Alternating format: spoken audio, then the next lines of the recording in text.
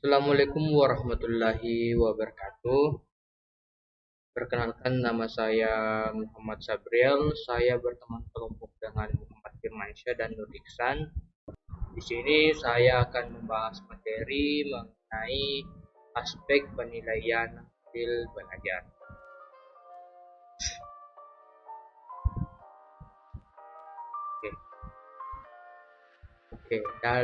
Dari aspek penilaian hasil belajar itu, penilaian perlu dilakukan terhadap keseluruhan kompetensi yang telah dipelajari oleh siswa melalui kegiatan pembelajaran. Maka dari itu terdapat 3 ranah yang dilakukan dalam penilaian. Ranah pertama yaitu di mana ranah ini biasa disebut dengan ranah kognitif.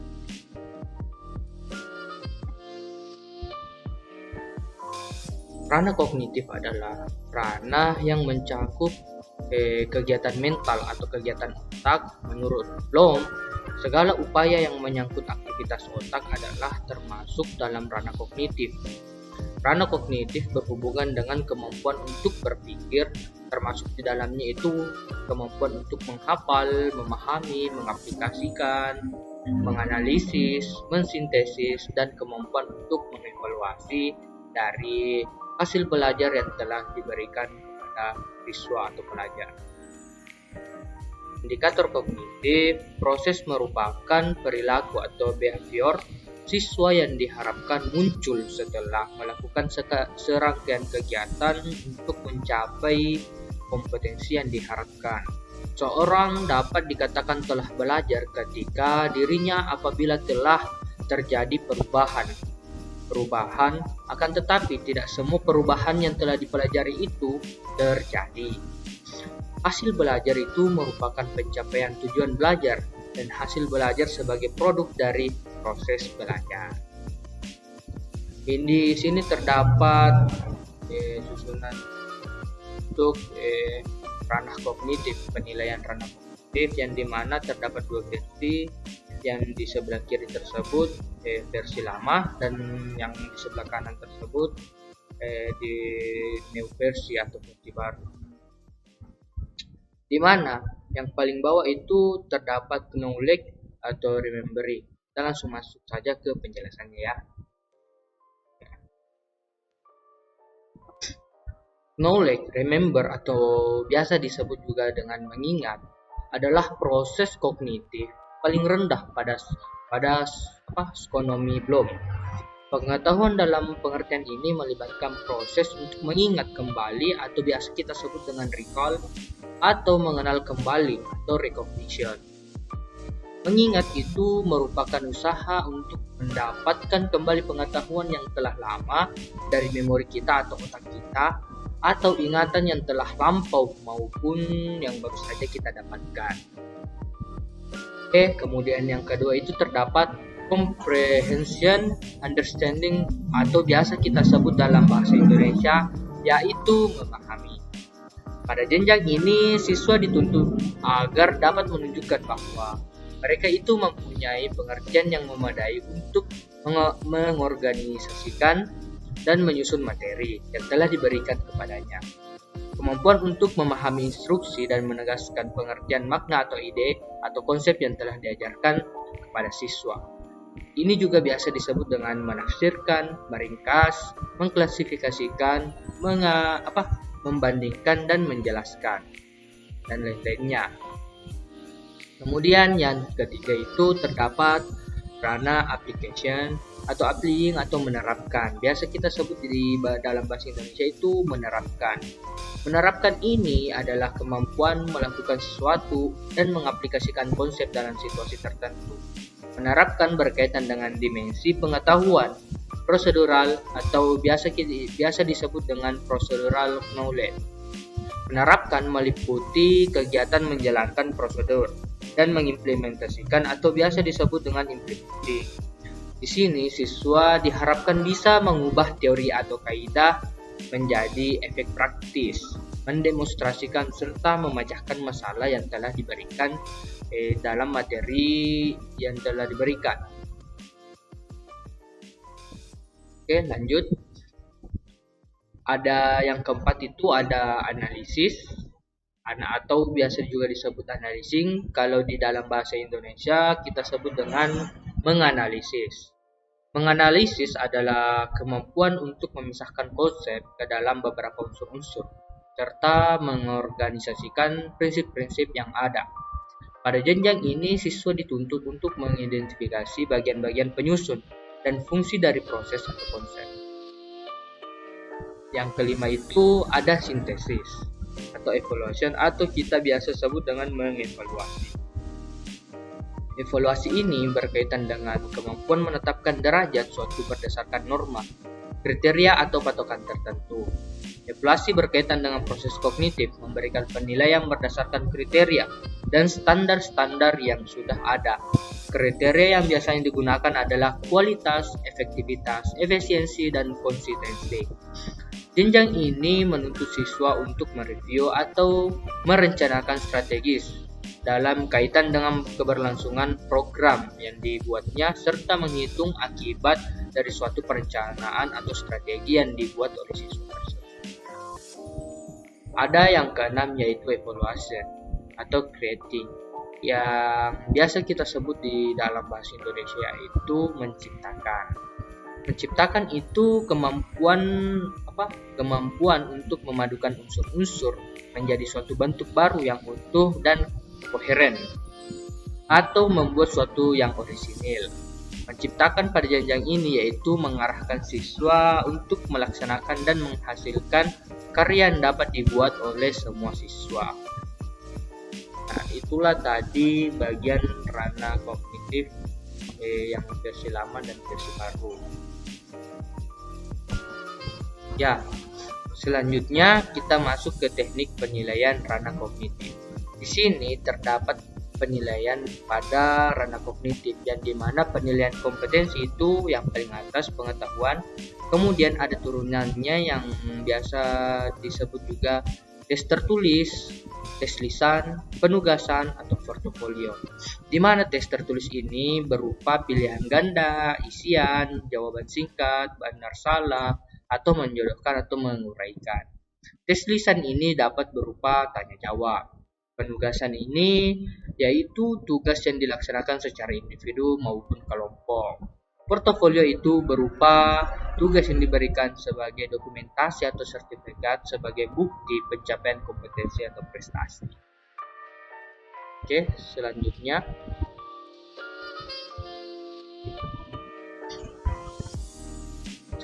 kita masuk ke tahap ranah efektif.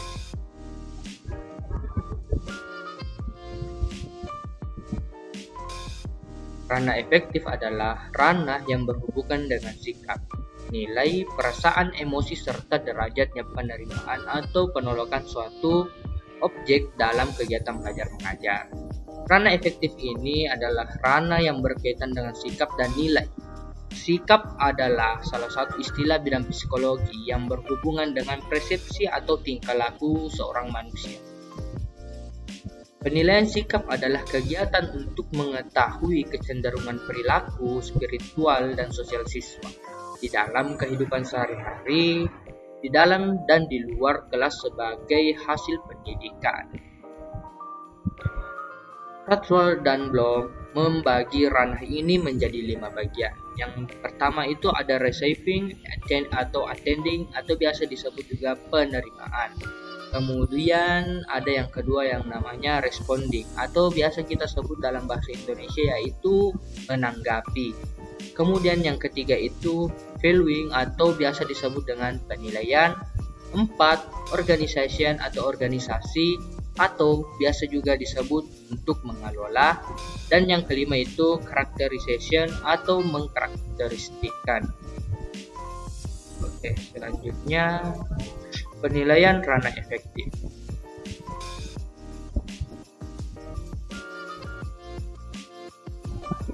Teknik penilaian sikap pada kurikulum 2013 antara lain meliputi observasi, penilaian antar teman, penilaian diri, dan wawancara. Hasil observasi guru terhadap sikap siswa yang menonjol atau positif maupun negatif Saat pembelajaran dicatat dalam jurnal harian, pengamat sikap dilakukan pendidik atau guru saat pelaksanaan pembelajaran itu sedang berlangsung.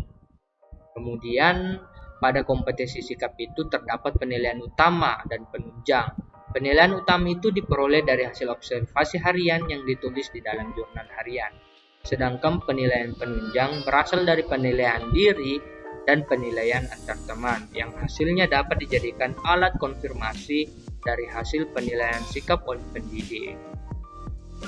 Kemudian ada teknik penilaian yang digunakan dapat dengan observasi melalui wawancara, catatan kejadian tertentu, atau biasa disebut incidental record sebagai unsur penilaian utama.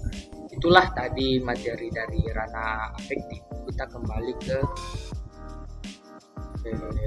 halaman sebelumnya. Selanjutnya kita masuk pada ranah psikomotorik. Oke. Ranah psikomotor. Ranah psikomotor itu merupakan penilaian terhadap ranah yang berkenaan dengan keterampilan atau kemampuan bertindak setelah seseorang menerima pengalaman belajar tertentu. Ranah psikomotor adalah ranah yang berhubungan dengan adanya koordinasi otot-otot oleh pikiran sehingga diperoleh keterampilan fisik tertentu. Penilaian psikomotor ini merupakan penilaian terhadap keterampilan dan kemampuan bertindak setiap individu setelah peserta didik menerima pengalaman belajar tersebut. Oke, di sini ada kata kerja operasional ranah psikomotor. Di sini kata kerja meniru atau menafsirkan rangsangan stimulus kepekaan terhadap pasangan.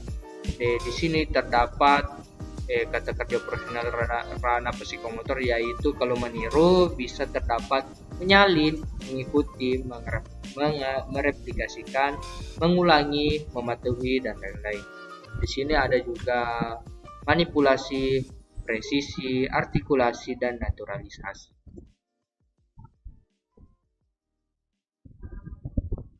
Oke. Ranah ini meliputi kompetisi melakukan pekerjaan dengan melibatkan anggota badan serta kompetisi yang berkaitan dengan gerak fisik atau motorik yang terdiri dari gerakan refleks, keterampilan gerakan dasar, kemampuan perseptual, ketetapan, keterampilan kompleks, serta efektivitas dan serta ekspresif dan interpretatif. Oke, di sini terdapat kategori yang termasuk dalam ranah ini. Yang pertama itu meniru. Meniru ini merupakan kemampuan untuk melakukan sesuatu dengan contoh yang diamatinya, walaupun belum dimengerti makna ataupun hakikatnya dari keterampilan itu. Kemudian ada yang dinamakan manipulasi. Manipulasi ini merupakan kemampuan dalam melakukan sesuatu, tindakan, serta memilih apa yang diperlukan, apa yang diajarkan, dari apa yang diajarkan. Kemudian pengalamiahan. Ini merupakan suatu penampilan di mana hal yang diajarkan dan dijadikan sebagai contoh telah menjadi suatu kebiasaan dan gerakan-gerakan yang ditampilkan lebih meyakinkan. Kemudian yang terakhir itu ada yang dinamakan artikulasi. Ini merupakan suatu tahap di mana seorang dapat melakukan keterampilan yang lebih kompleks, terutama yang berhubungan dengan gerakan interpretatif.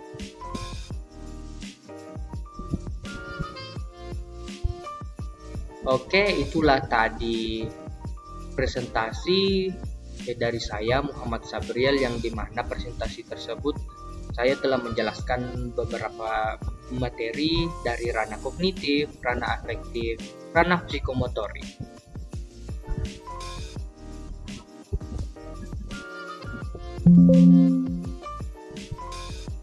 Nah, itulah tadi presentasi dari saya, aspek penilaian hasil belajar.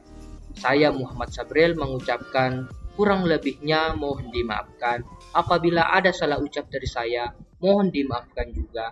Saya manusia biasa, tidak luput dari kesalahan. Assalamualaikum warahmatullahi wabarakatuh.